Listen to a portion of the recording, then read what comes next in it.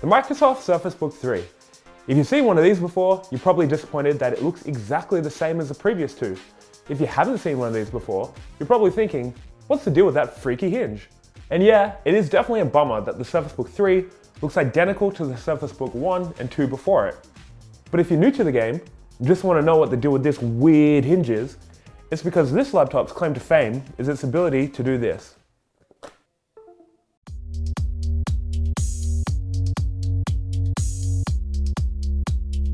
There are a lot of laptops that are also tablets out there, 2-in-1s as they're called.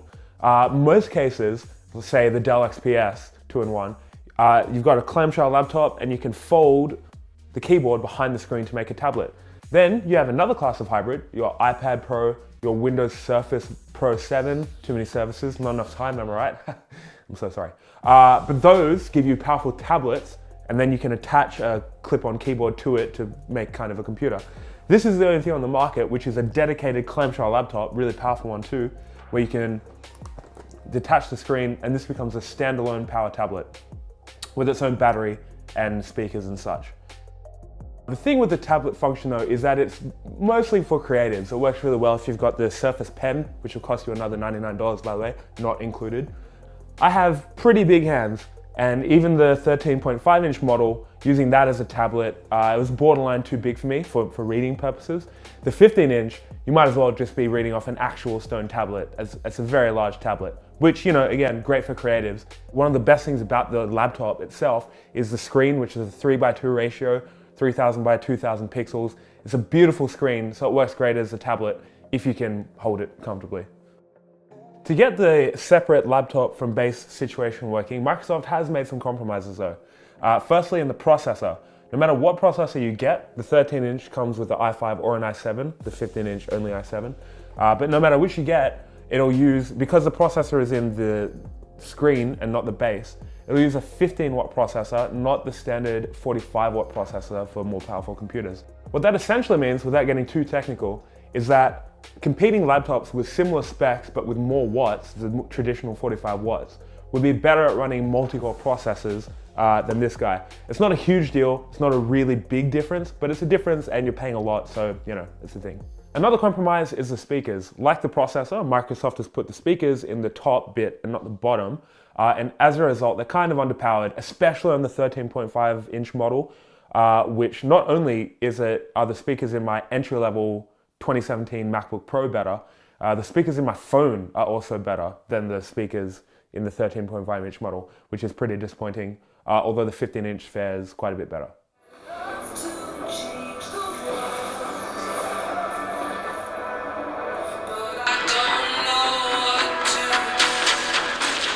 Change is the essential process of all existence, Commander Burnham. But everything I've just said more or less applies to the Surface Book 1 and 2. So what's changed with the new one? Obviously not its design. It's all in the internals, but even then, it's not a huge overhaul. First, we have the 15-inch model. Inside this is an NVIDIA 1660 Ti Max-Q chip. That's good for a laptop of this size, but not really great. You can, however, get a 15-inch model with a Quadro RTX 3000 card in it, although that's kind of a different thing. Microsoft classifies that as Surface Book for business. It's kind of only for professional creatives who do really GPU intensive stuff, and that's reflected in the price. It starts at $3,500. More interesting are the graphics in the 13.5-inch Surface Book 3, because it's actually really unusual for a 13-inch laptop to have a discrete graphics card, much less one that's as powerful as the one in here. It's an NVIDIA GTX 1650 Max-Q GPU. That GPU isn't powerful enough to make this a dedicated gaming machine per se, but it is powerful enough to play most games, even the more demanding ones, if you switch down the graphics settings. Most pricey laptops will let you do some photo editing on the go, but the graphics power on this also means that you can do some video editing on the go. That's really handy for a 13-inch laptop. And lastly, apart from all the bells and whistles, and there are a lot of those, these are just really good laptops. They get a lot of flack for being kind of thick and wide at the base, and they definitely are, but the upside to that is that the keyboard is phenomenally spacious. It's actually probably the most comfortable keyboard I've used on a 13.5-inch laptop, and the 15-inch one is great too.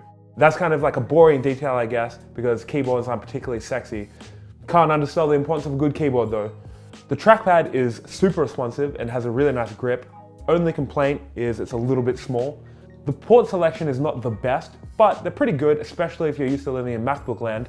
You've got two USB-A slots here, as well as an SD card slot reader, big deal for some. There is a USB-C slot, however, it is not Thunderbolt, which means that the Surface Book 3, both models, won't be compatible with certain peripherals and monitors. That is a bummer, but Microsoft says that it didn't use Thunderbolt because there are certain security risks associated with it. So yes, it does suck, but depends how much weight you put in what Microsoft says. One quick note on the design though. There is a clear disadvantage to the fulcrum hinge that connects the tablet to the base. It stops the laptop from sealing completely, so dust and other bad stuff can still get through even when you shut it. One of the nifty things Microsoft has done is that they've put a battery in the screen and a second battery in the base. What that means is you can detach the screen, go on out there, Netflix and chill, live your life, and then you come back and you reattach it, and then you'll run off the battery in the base, despite having a depleted tablet battery. Although when they're connected, the battery will deplete and charge at the same time. So it's not like you get twice the battery life of a normal laptop. Although the battery life is solid. I was able to get a full workday out of this guy pretty easily, but not best in class. Both of these are exceptionally well-made devices. You can feel the build quality basically from the second you touch them. They're super good clamshell laptops, and the unique detaching screen is really well done and really helpful if you're after that. But who should actually buy this? An important part of that answer is the price, obviously. So these ain't cheap. The 13.5-inch laptop starts at $1,600, but that's with a model with an i5 processor and with integrated graphics. You're really, if you're gonna splash out this much, better off spending an extra $400, taking it up to $2,000, and that'll get you the 13.5-inch model with the NVIDIA graphics card inside, and you'll get an i7 and double the RAM and double the storage. The 15-inch line starts at $2,300, and if you're after the super-powered business line, that starts at $3,500. So either way, whether it's 13.5-inch, 15-inch, or business line, you're spending some pretty serious cash. It's not that these computers are overpriced. It's just that the average person who uses their computer for Facebook, Netflix, Microsoft Office, etc., won't really use most of the features that make it expensive. So if you are just looking for a decent laptop to do all those things on, you don't really need to spend the money that this costs.